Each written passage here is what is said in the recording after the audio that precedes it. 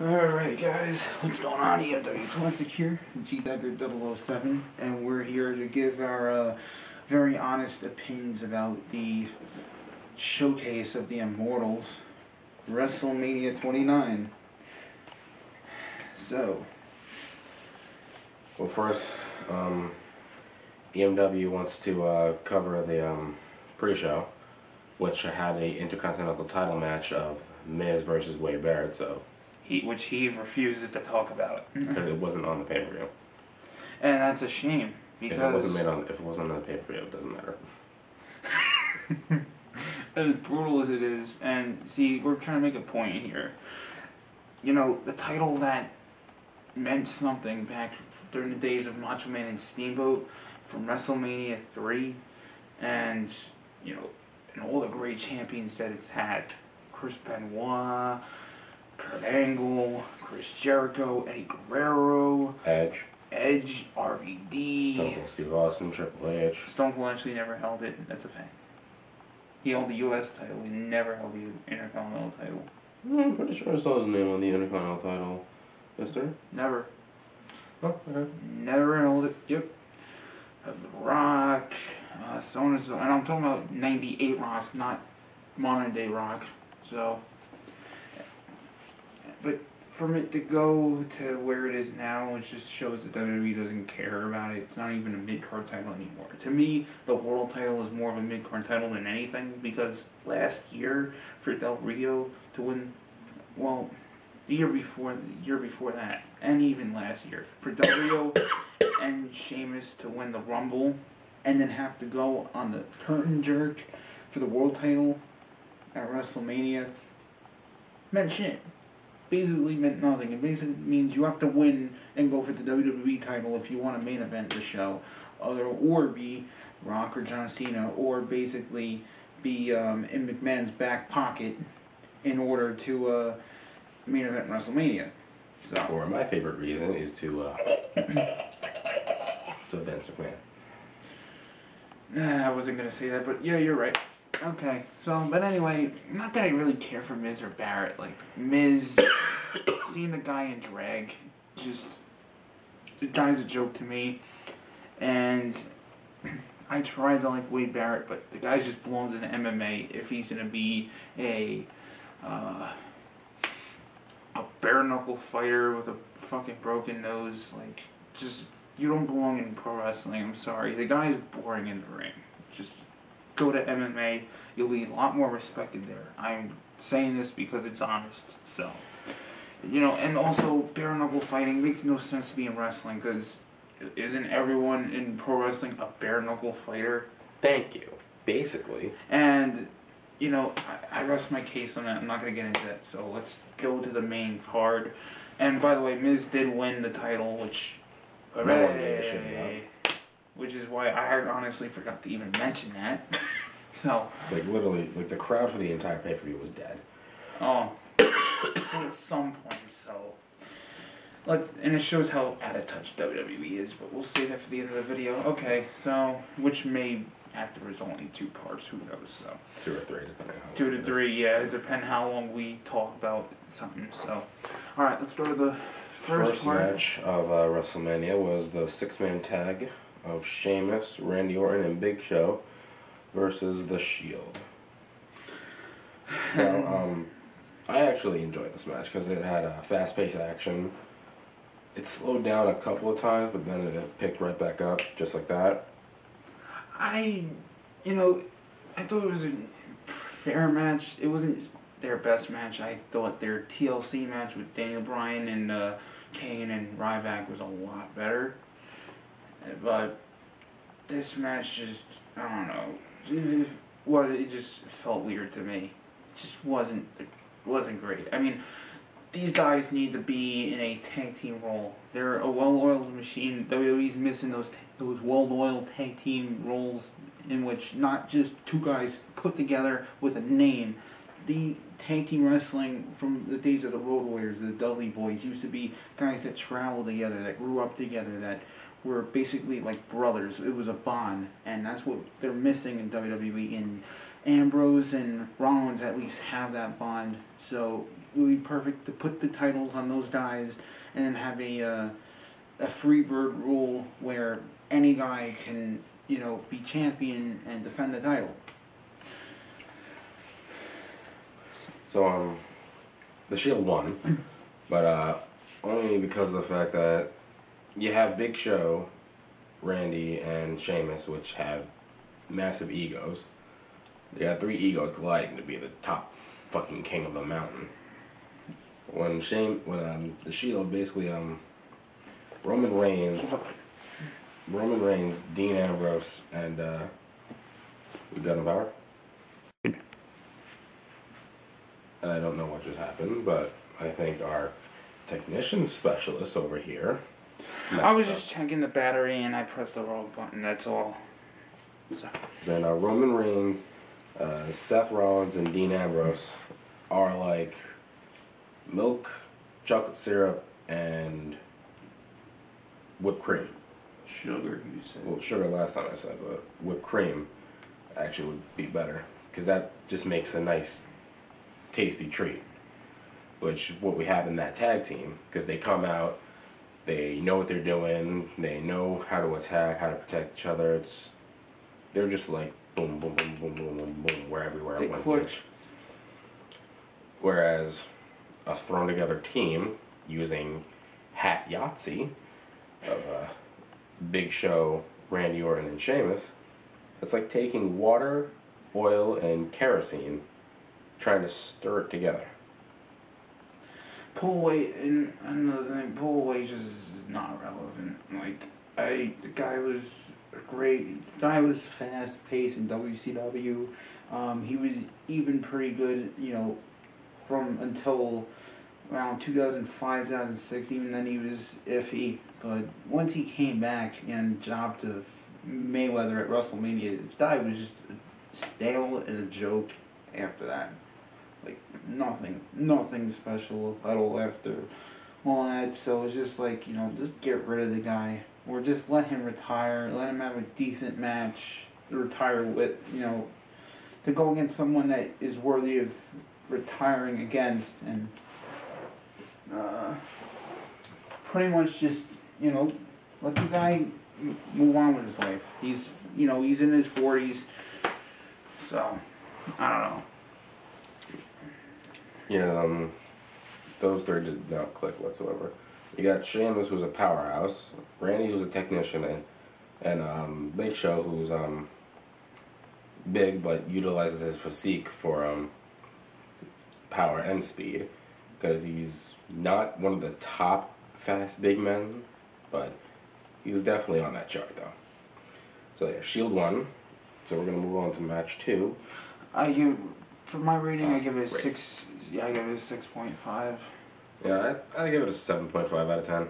Not being perfect, but I was able to enjoy it because the Shield were just like action packed right there. The second match is the Irresistible Force meets the Immovable Object. Mark Henry versus Ryback. And Ryback won. I mean, not Ryback. Mark Henry won, but Ryback got the last word with the shell shock, which I thought was very cool because Mark Henry's 420 pounds. Thank you. I forgot his weight. I thought it was like I was gonna say 380. I wasn't sure, but the shell shock to a 420 pounder. Surprised Robert they made 420.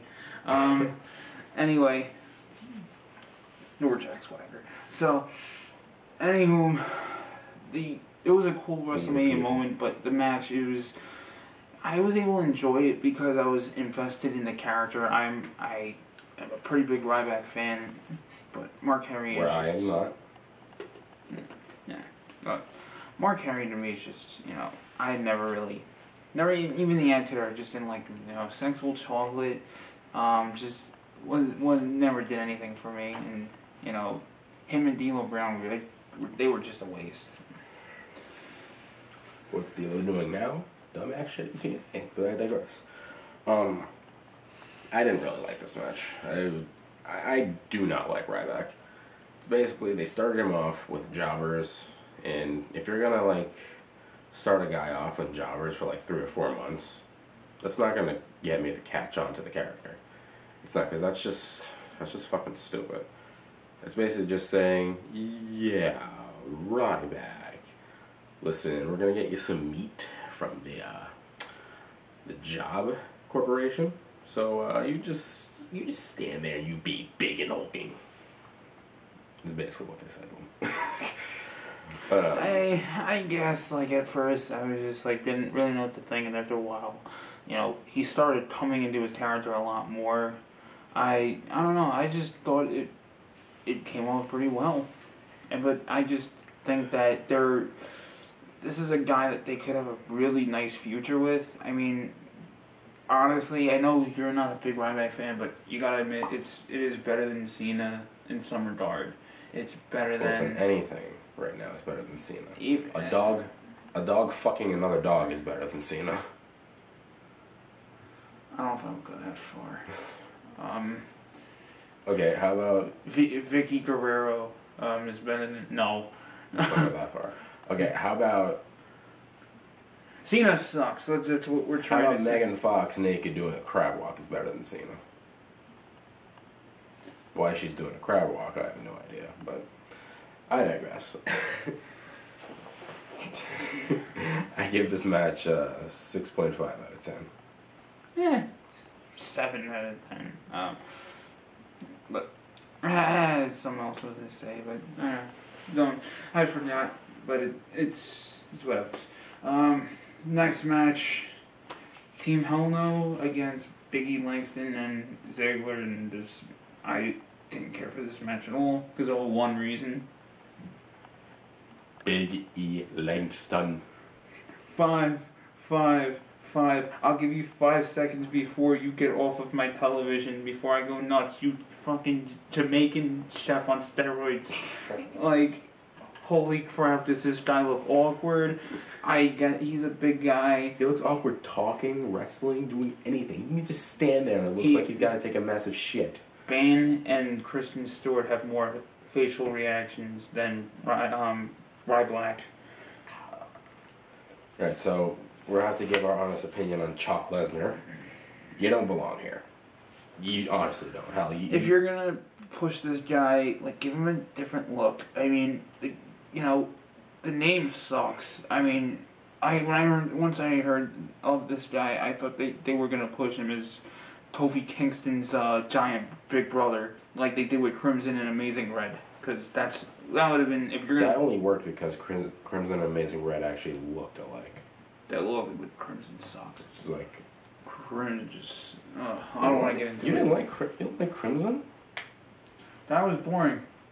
Well, this is WWE. We'll talk about TNA another time. But, yeah, I did not like this match. Daniel Bryan and Kane. Kane's losing his credibility, being a walking joke with Daniel Bryan, who was a champion everywhere he wrestled, and they're making him a walking joke. I mean, yeah, the guy's got no charisma, but sometimes you don't really need... Sometimes you don't really need to talk when you have talent. A.K.A. Chris Benoit. Thank you. But, alright, Chris Benoit wasn't that bad on the mic. No, I'm not saying he was better than me. I'm saying he really wasn't a talker. He was the strongest on the top, yeah. May he rest in peace. Yeah, so We mentioned him, WWE. Do something about it. You got sunglasses? Hmm? You got sunglasses? Anywhere? No. No? Fuck. Well, why? We're gonna do like a little meme. Like, someone puts on sunglasses, go, deal with it.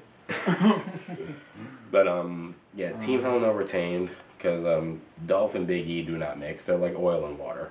While Team Hell No are like oil and vinegar. They may not mix well, but they go great together. So, I give this match, I give it a 7 out of 10. I was able to enjoy it, just not as much as I would believe I would. You know what's funny, though, is the match kind of blurred for the fact that I just don't even really recall Big E even in the ring. It was just a blur to me, to be honest. Anything Big E does is a blur. Yeah. I don't know. Not impressed with him. There's a lot of people who, like the guy. I don't know why. I don't know how, but it's just not doing much for me, so... once again, just like 6, I would say 6. Mostly because I didn't care. Only because of... And I know this match wasn't next, but mostly because I was praying for Ziggler to cash in. That would at least save WrestleMania for me. But, yeah. The next match that we're going to is, You want me to say it? do I have to say his name? I'll say it. Fuck.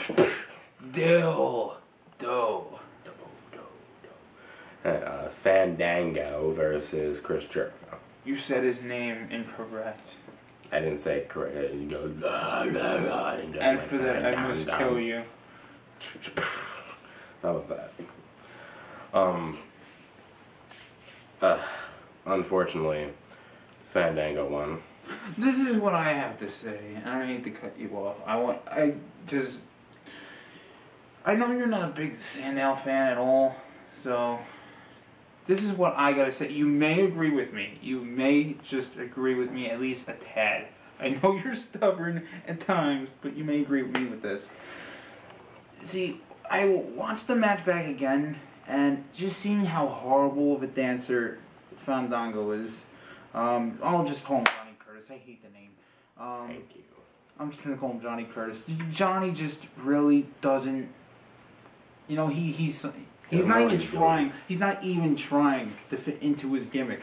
Sandow, regardless of how you feel, the guy at least can fit into his character. Like, even though that's totally opposite of how Haddad is in real life, the guy can actually mold into his character. The guy's, has terrific terminology. His promos are, I think are really entertaining. 99% of which people cannot understand because he's using words with more than 17 syllables. Sounds like someone without a college education. And you have it. That was a pretty bad burn, and I apologize. On yourself, anyway. I'm the one with the college education, buddy. College education is like military intelligence. Education, not seducation. Education. Anyway, this match to me, it was not bad. It wasn't good either. Jericho carried the match, which I expected, but I give it like I'll give it a 6. Yeah, same, 6 out of 10. I don't know much to Which say. is bad because I'm a Chris Jericho fan. I've loved Jericho. Maybe not in his debut, but he grew on me because the guy was just a sarcastic jackass. Armbar. That's why I like the guy ever since then in WCW. And I was only a little kid, but once I heard that, I was just because I liked Dean Malenko when I was a kid, and Man of 1,000 holds. And once I heard this promo, like that got me to like Jericho and the whole. I was just a huge Jericho-holic. I just didn't like when he was the heel turn in WWE. When a few years ago when he was saying he's the best in the world, what I do, just very blank. To me it was crappy. It was too reminiscent of how the Miz was at the time, and I don't know. It was very stupid gimmick to me.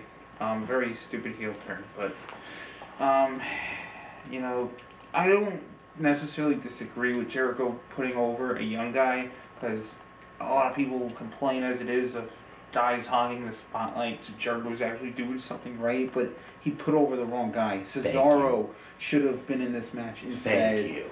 Or at least they should have. I refuse to call him Antonio Cesaro. His name is Claudio Castagnoli. Thank you very much. I know. Just like whenever they finally debut Cassius Ohno, his name will be Chris Hero. I don't really mind the name. But just like El Generico is going to be El Generico, not Sami Zayn. A maskless Oh, El Generico.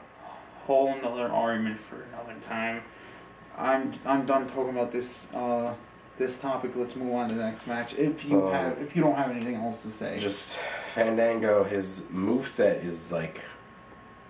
He has a moveset? Of course, yeah. It's just like, what are you doing?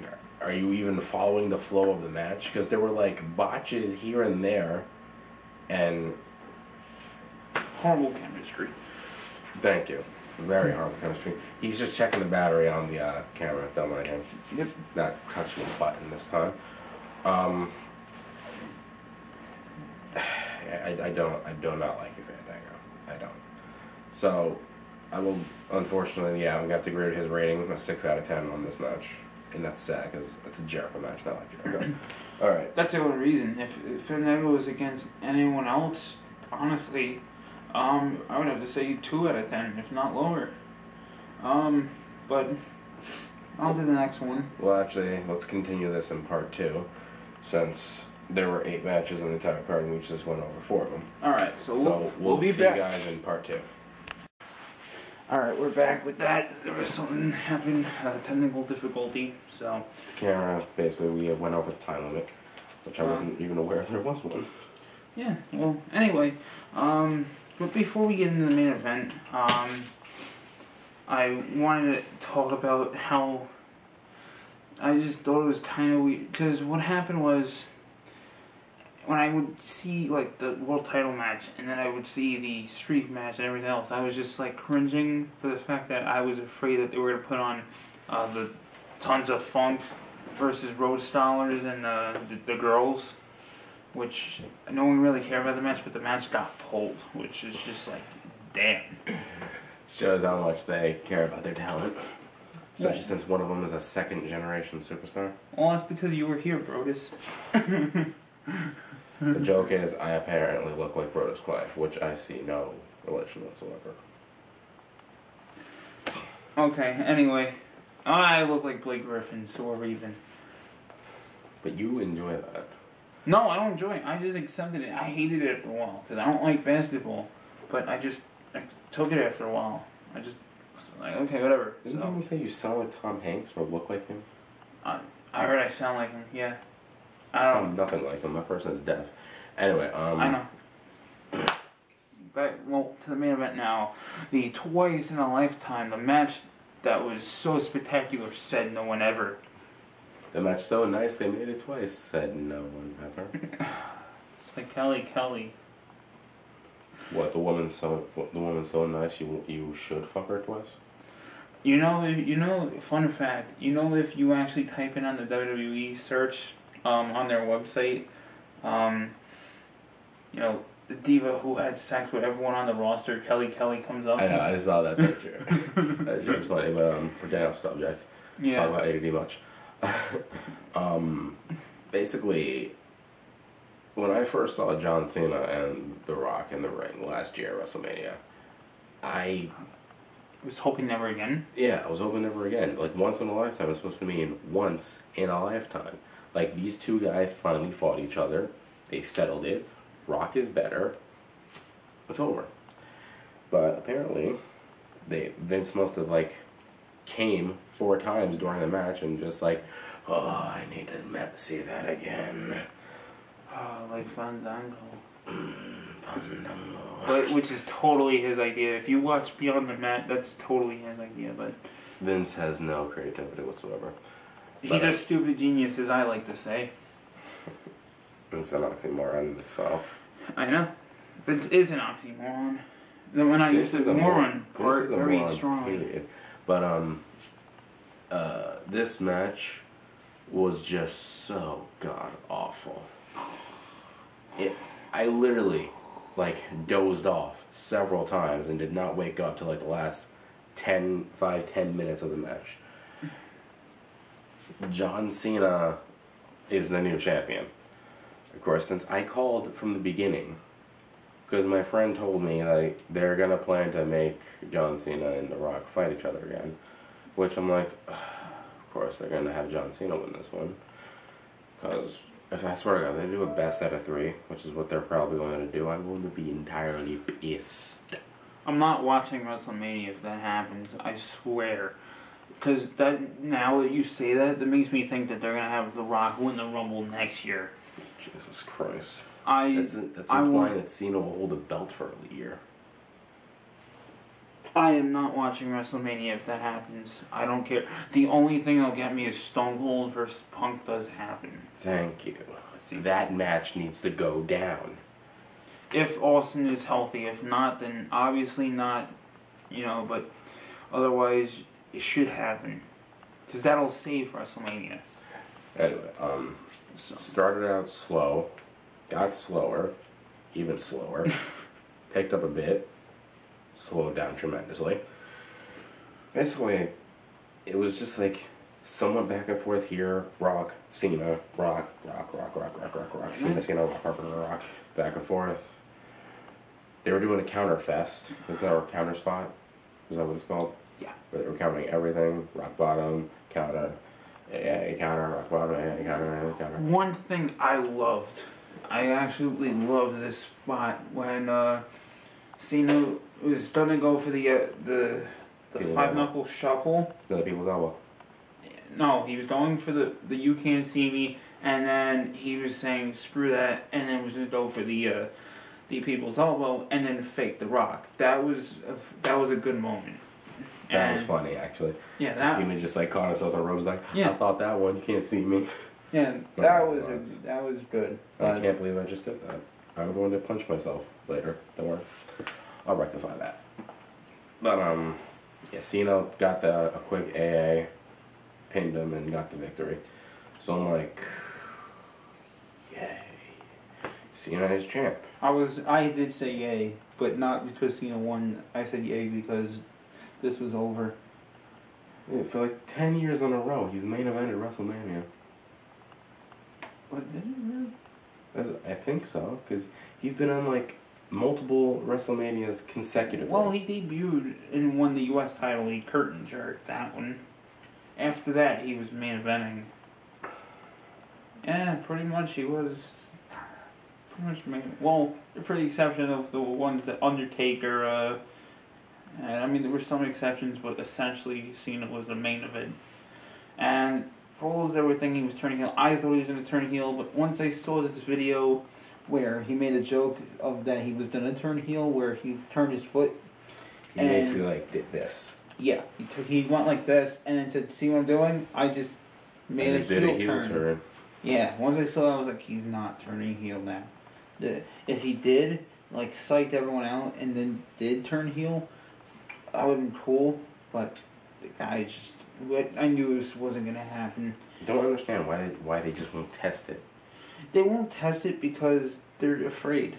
They're afraid because this guy is Make-A-Wish Foundation's golden boy.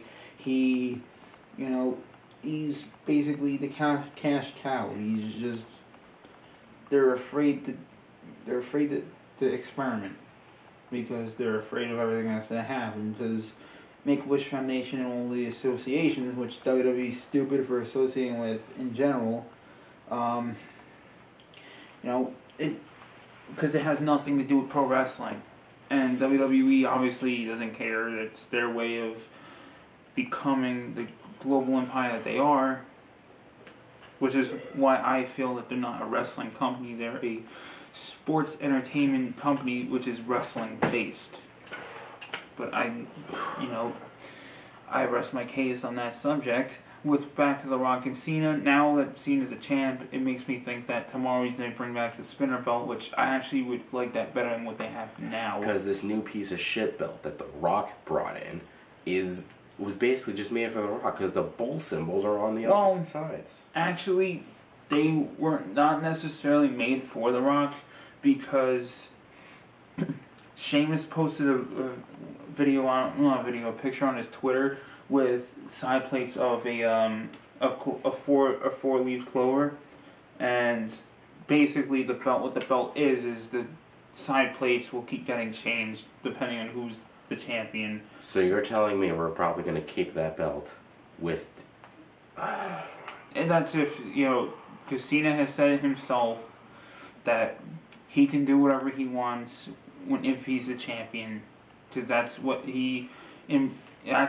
he feels. He feels as long as you're the champion, you can do whatever you want with that title. So if you want to take a shit on it, which is what basically everyone has done within the past 10 years. They've shat on it, they've pissed on it, they've puked on it, they fucking had sex on it. Yeah, they fucking... I mean, fucking Edge made out the fucking thing. Yeah, who God knows what fucking... When Jack Swagger was the world champion, what him and Pat Patterson did with it. But yeah, this match gets the lowest rating of the entire pay-per-view. 3 out of 10. 1 out of 10. I mean, and once again, I'm not including the ending. The ending is a total. The ending is not what makes the match. What makes the match is the crowd. What makes the match and the crowd. But crowd throughout the entire pay-per-view, beside the streak match, the crowd was dead. Yeah, Jericho. They were alive a little bit for Jericho, alive for Ziggler. They were chanting, "We want Ziggler," in the Del Rio Swagger match.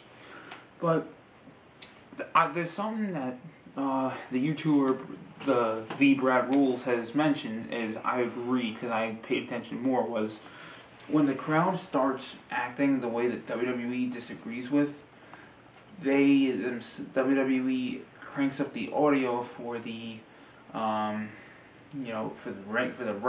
the announcers to tune out what we're hearing with the crowd.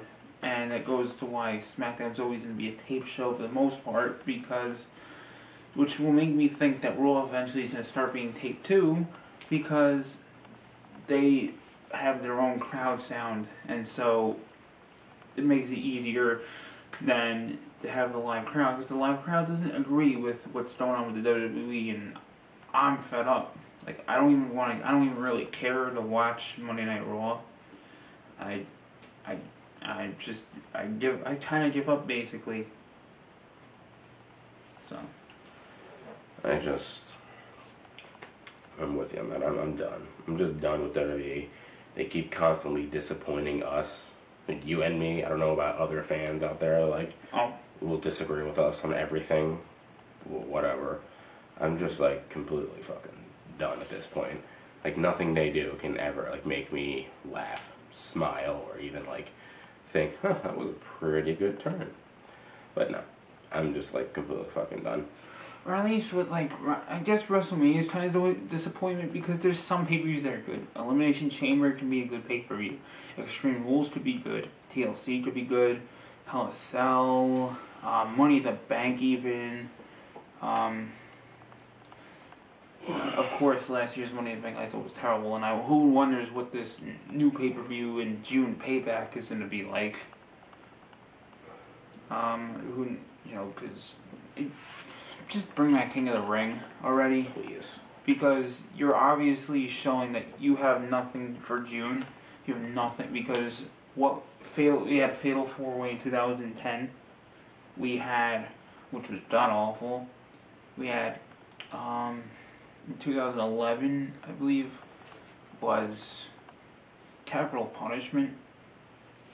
Great American Bash got replaced with that.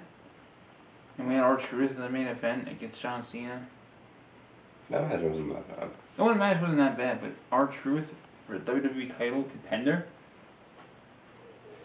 2012. Testing the waters. Yeah, I know. But anyway, before we get really off topic, again, I'm not necessarily getting off topic. We're just basically saying that WWE doesn't have consistency, and pretty much that they can put on good pay-per-views if they try or if they really want to. But they feel like whatever they make, people are just going to eat it up like bees to honey. I just think, though, that, like... No, bears to honey, I'm sorry. They need to get their road schedules, which the problem...